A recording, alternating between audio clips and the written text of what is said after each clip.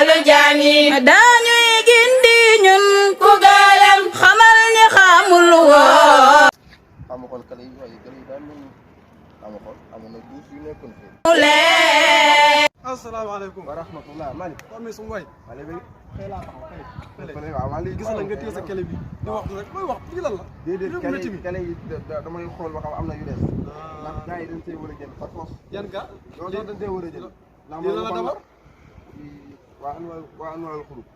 suñu turub maa la ko doon wax ay jamono wax nga dëgg di la wax suñu turub wax nga dëgg waa nooru xulub yow ay jamono sax maa la ko doon wax wax nga dëgg lii daal